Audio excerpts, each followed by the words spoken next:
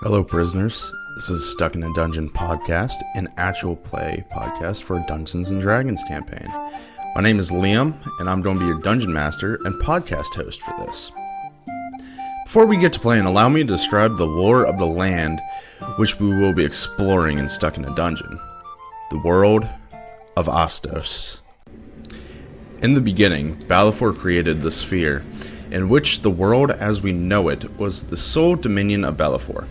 Considered by the inhabitants of Asteos as the god of balance and harmony, he is the only deity with the ability to judge the new gods and their creation. It is widely believed that upon death, one's soul would be judged by Balfour, before retiring to the afterlife. Then, with Balfour's power, he brought the second god of this world into being.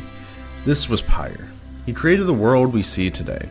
The majestic snow-capped mountains, the green, low-rolling hills, and the blue depths of the ocean and seas. He created the trees we gather the fruit from, the wheat and barley we reap from the fields, and the game we hunt throughout the land. Next, Balfour wanted to bring light and warmth to the world.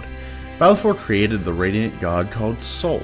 Soul brings the light into the world, and all that exists feel her warmth.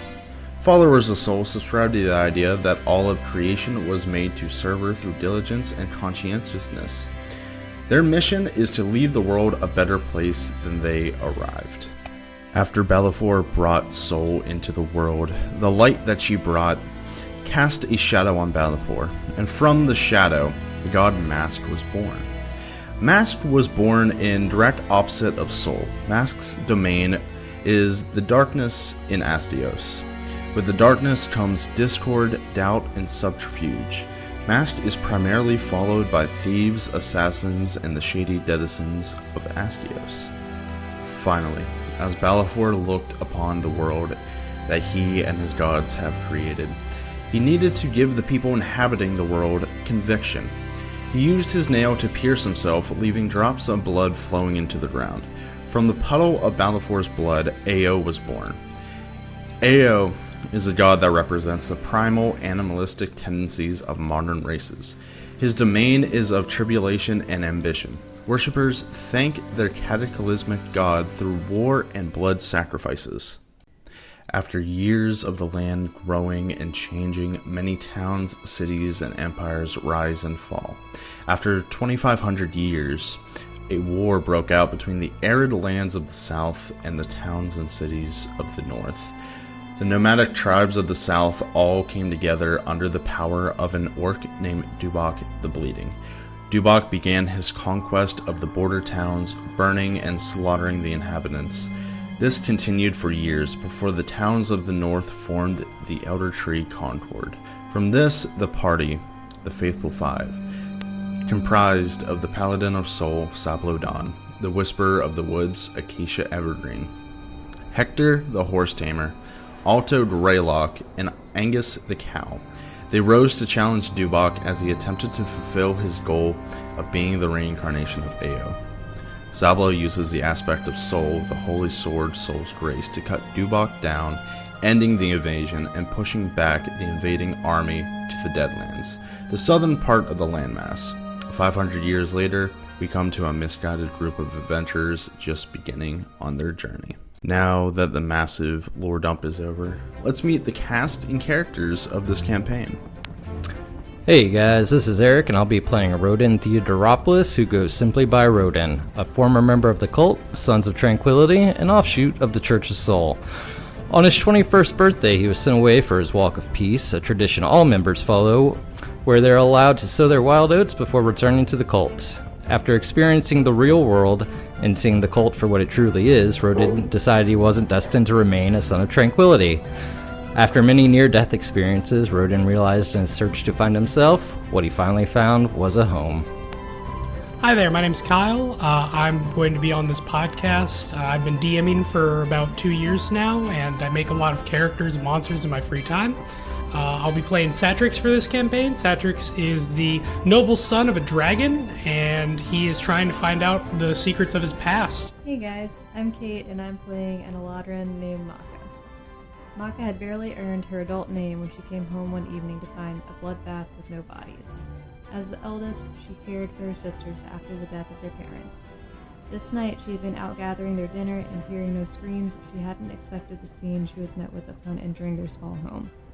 In a state of shock, all she could do was follow the trail of blood back into the woods, and before she knew what had happened, she was no longer in the Feywild. She drifted a shell of her former self until she discovered that there might be a way to find whatever had destroyed the little family she had left. Now, as a trained blood hunter, she follows trails of violence and often adds to them. She has allied herself with a strange group, originally out of convenience, but after taking down a fiend, she has realized that they may be able to help her along the path to her ultimate goal.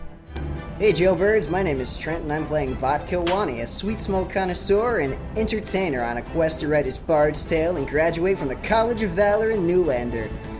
Vodt is the third son of the Kilwani family, a group of minor nobles in Newlander. With no inheritance and severe daddy issues, Vodt abandoned his life as a noble son to become a traveling bard.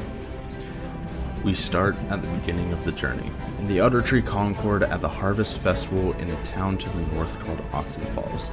There's a party consisting of Rhodin, Nye, Macha, and Ardent the Jester. They came together of a somewhat misunderstanding. The local protection, hay golems, were infected with a type of mushroom that took control of their bodies, leading them to attack the crowd at the Harvest Festival. The party got blamed and sent to the cracked iron mines. The party, sharing a cell, got to know each other over the next 2 weeks of imprisonment. Then, as their other cellmate, a pirate named Johnny Cheeklapper, also imprisoned in the same cell, brought forward his escape plan from the mines. After a time of preparation, the prison break began. The party knocked out the guards and warden, and they escaped into the woods by Kilside Port. Now traveling as a group from the law enforcement, they laid low at the port city, getting directed to a mob boss's drug den looking for more work. The group ventured down into the drug den, where they met the boss, named Raoul. He tasked the group to assassinate a gnomish tinkerer named Fizzwitch Fumblesnatch. Macha and Rhodin, immediately getting a demonic feeling, left to go help Fizzwitch. After then, the party steals a rowboat and heads down the river to a mechanical tree with sparks coming out of the bark at some points. In there, they met Fizzwitch, and he tells the group about Raoul and his organization. Afterwards, points them to a small fishing village in Creeko for clues about one of the commanders of the organization. When they got to the village, they rooted out the postmaster to be one of Raoul's commanders named Flies. Swiftly ending his life, they got clues to go to the next commander in Newlander, her name being Sherwin. As the group leaves Creeko, making their way to Newlander, they pass by a town named Hoham. This town is known for their alcoholic beverages and is currently celebrating their keg centennial celebration. While there, they met a Minotaur named Maisie May McHammer, who told the group that she wants to do good things for good people. During the time there, some drunken antics ensued. A field of hops and barley gets destroyed by a cart. Nye challenges a monk master to a fight the next day. Some of the party members marry each other. And the next day, everyone woke up in random parts of town with various amounts of clothing on. They convened at the Drunken Chipmunk Inn, and at the inn, they discussed their plans how to get to Newlander. The party now rides out of town towards Newlander. As the group's trek finally make it to Newlander, they explore the town and search for one of the commanders, Sherwin the Red. They come upon a quaint little magic shop run by one of the Faithful Five's, Alto Greylock. The group talks with Alto for a little bit, not realizing Nye has snuck away from the group back to the cart. She broke a fey bramble twig given to her by a strange fey entity, turning herself into one of the bramble monsters that appeared. The group quickly fought off the beings, then meeting the paladin Alizar Lancaster. He is the High Paladin of the Church of Soul and needed to talk with the group to file a report on what happened with the Briar entities. During the report being filed, the group dropped Sherwin's name, prompting Alizar to ask the group, "Tell me all you know about Sherwin." As they tell Alizar all they know about Sherwin, Alizar points them in the direction of various buildings and businesses he has heard Sherwin and the organization reside in. The group goes to investigate these as they pass by the local arcane college. An arcane portal shoots out a small 3-foot owlin. He greets the group and calls himself Satrix. With a new member of the group, they scope out the town and find Sherwin located at the Lucky Roll Casino. After stakeouts and playing in the casino, they were told that the Red Lady wants to have a word with them. The group heads to the penthouse of the casino. Sherwin reveals who she is and knows who they are. A fight shortly breaks out, arrows are fired, eldritch blasts are blasted. In a few long minutes, Sherwin faded into fire and dust in the penthouse.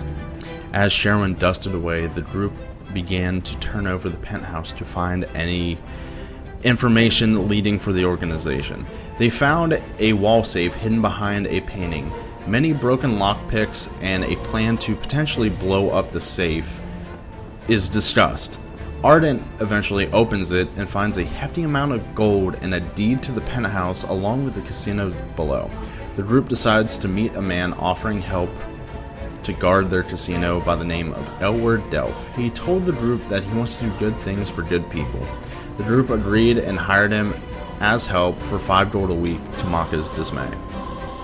As the group settles down in Newlander, they start to plot a way to take down the last pillar, the sweet smoke dealer called Chadwick Caden, who is said to be found in Illiford. The morning before they left, a letter arrived from Fizwich saying Ardent is in need of an upgrade he found rooting around his lab. Ardent soon departed the group to be upgraded. Just as the group returned from dropping Ardent off, a knock at the casino was heard. Behind the door was a human fellow by the name of Vodt. He was a very energetic young man from the Sylvast Arcane College, wanting to find an adventuring group to share stories about them throughout Asteos for his final exam at the college. Now the group, losing a member, then suddenly gaining a new one, started towards the city of Illiford in search for Chadwick Caden. After a week-long trip by cart, they spotted an iced-out bastion in the distance. The group investigated the snowed building and local town around it. They slowly walked into the main hall, finding skeletons and decayed corpses of guards as they slowly made their way into the dining hall and throne room, finding tattered banners of the Church's Soul, along with a locket under a throne outside. In the locket was a blood-red gem with various swirling liquid trapped inside of it, the same viscosity of blood. After leaving the bastion, they finished their trek to Illiford. Coming to the cold city, they went to the docks to find clues of where Chadwick is. The party split into 2 groups, one being Macha and Satrix, the other being Vodt and Rhodin. Macha and Satrix went to search at the end of the dock, where they found this brute of a man shaking down a dwarf. They stopped him to question him, and a fight broke out, Satrix being knocked down and Macha coming to his aid. While this was going on, Vodt and Rhodin stole some dockworker uniforms and went to the local cafe to sit and have a cup of coffee. They chatted with the local barista about where to get sweet smoke. He pointed them to Finbar's Wake, a local tavern, brothel, and inn, all in one building. As the party regroups at Finbar's Wake, they are greeted to a band playing in the middle of the tavern. The group splits and walks around Finbar's Wake to get drinks, and as that is happening, Rhodin gets a message from Oxwound, an assassin that they met back in Newlander before they fought Sherwin. Oxwound messages him to meet him in the bathroom. He has something to talk to him about. As Rhodin makes his way to the bathroom, Oxwound asks him why he's there and if he's going back on his deal to not touch Chadwick and him. Also, is he still getting Oxwound and Chadwick into Super Heaven? With this happening, it jogs Rhodin's mind and he calls the group together. Now, with Chadwick and Oxwound and the party, they start hatching a plan on how to take down Raoul. Chadwick and Oxwound give them a week to get ready and prepare for the final confrontation and take down the organization once and for all. They make all the necessary plans and prepare a lot of holy water for the night Raoul comes to visit their casino. The night has finally arrived for the group to face off with Raoul and his personal guards. The group has been setting up plans and traps in anticipation of Raoul's arrival. After a few hours, they get a message from Oxwound that Raoul is on his way with them and will be arriving shortly to the casino. After the message is sent, 3 hours goes by. There's no sign of Chadwick and Oxwound, but a strange group of 5 people have shown up, and the group now has to weed out who Raoul is. Alazar, who is helping out our group, is posing as a towel boy, goes into the restroom to play his part. At the first sign of suspiciousness, Satrix has Rysier pull the sprinkler system, showering the casino in holy water. As this happens, the civilians start to rush out of both exits, clogging the doorways. As Raoul's group reveals themselves, a fight ensues with no hint of where Raoul is. As the group takes down Raoul's personal guards, Raoul walks out of the bathroom, finally revealing himself, with Alazar, who seems to be magically under Raoul's control now. The group fights both to kill Raoul and break Alazar out of Raoul's mind control spell. With much effort and cunning, the group breaks the hold Raoul has on Alazar, allowing Alazar to finally deal a massive divine smite, killing Raoul where he stands. The day after the big fight with Raoul, the group settles down and lays low, figuring out what they're going to do next. When Alazar comes to the casino, asks Rhodin to take a walk with him. During the walk, Alazar casts Zone of Truth on Rhodin and asks him about his involvement with the Sons of Tranquility. Rhodin states he is not with the group anymore and has dissolved all ties to the cult. Alazar then asks if he can go see what the cult is doing in Sodale, because any attempt to contact the local church of Sol has come to no avail. He heard rumors that the cult is attempting something devastating soon. Rhodin then agrees, and the group proceeds to get a cart with the help of their guard Elward. Then the group makes their trek to Sodale.